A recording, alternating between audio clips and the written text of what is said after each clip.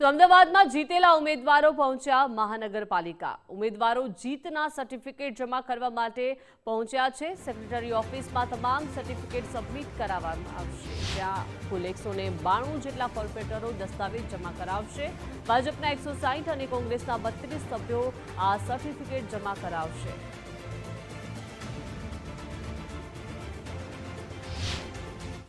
Ahmedabad municipal corporation સને 2026 થી 30ની ટર્મની સામાન્ય ચૂંટણી તારીખ 26/4ના રોજ યોજાઈ ગઈ અને તેનું પરિણામ તારીખ 28/4/2026ના રોજ આવી ગયું છે।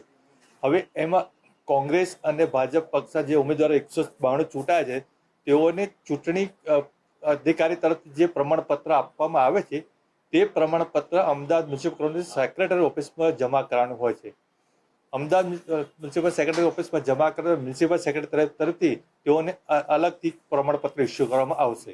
અમદાવાદ મહાનગરપાલિકાની ચૂંટણીની પ્રક્રિયા પૂર્ણ થઈ ચૂકી અને મતગણતરી પણ થઈ, ત્યારે હવે આજે જો વાત કરીએ તો તમામ જીતાયેલા ઉમેદવારો છે કે જે કાઉન્સિલર થઈ ગયા તેનું સર્ટિફિકેટ જે તેમને ગઈકાલના રોજ ચૂંટણી અધિકારીઓ દ્વારા જે આપવામાં આવ્યું તે કોર્પોરેશનની અંદર તેઓ સબમિટ કરાવવા માટે હાલ પહોંચ્યા છે। આપ જુઓ કે તમામ જીતેલા તમામ ઉમેદવારો જે છે તે કાઉન્સિલર તરીકેનું તેમનું આ સર્ટિફિકેટ કોર્પોરેશન સેક્રેટરી ઓફિસની અંદર જમા કરાવવા પહોંચ્યા છે કે જેથી તેઓ આજથી સત્તાવાર રીતે તે વોર્ડના તે બેઠકના કાઉન્સિલર કહી શકાય। અને તેટલા જ માટે આપ જુઓ અત્યારે ભારતીય જનતા પાર્ટીના તમામ 160 જે જીતેલા ઉમેદવારો છે તે હાલ તેમનું સર્ટિફિકેટ જમા કરાવવા માટે અહીંયા પહોંચ્યા છે। સાથે જો વાત કરીએ તો કોંગ્રેસના પણ 32 ઉમેદવારો છે, તેમને પણ આજે બપોર સુધીમાં તેમના સર્ટિફિકેટ છે તે કોર્પોરેશનની અંદર જમા કરાવવાના રહેશે અને ત્યારબાદ તમામ અલગ અલગ જે હોદ્દાઓની નિમણૂક છે, પદાધિકારીઓની નિમણૂક છે તે ત્યારબાદ